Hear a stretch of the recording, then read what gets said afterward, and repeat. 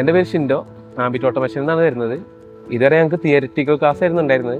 അതുകൊണ്ട് പ്രാക്ടിക്കൽ സൈഡൊന്നും ഞങ്ങൾക്ക് ഇതുവരെയായിട്ടും കിട്ടിയിട്ടുണ്ടായിരുന്നില്ല.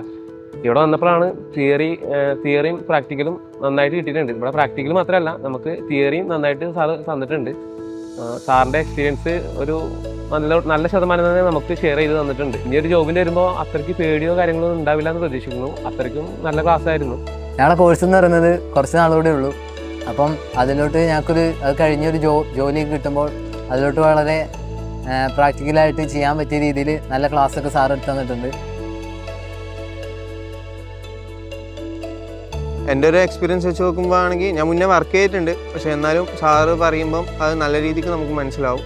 എനിക്ക് എന്തായാലും നല്ലൊരു എക്സ്പീരിയൻസ് ആണ്. ബാക്കിയുള്ളവർക്കും അതുപോലെയാണ് ഞാൻ വിശ്വസിക്കുന്നു.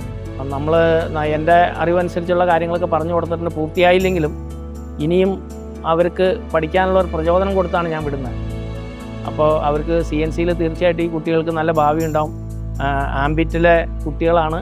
ഞാൻ അവർക്ക് വേണ്ട സപ്പോർട്ടെല്ലാം കൊടുക്കും. ഇനി ഇവിടെ അല്ലെങ്കിലും എന്നാൽ കഴിയുന്ന എല്ലാ സപ്പോർട്ടും ആ കുട്ടികൾക്ക് കൊടുക്കണം. അവർ നല്ല രീതിയിൽ CNC ഫീൽഡിൽ വളർന്നു വരാനുള്ള നല്ലൊരു സാധ്യതയുള്ള കുട്ടികളാണ് അവരെ കണ്ടിട്ട്.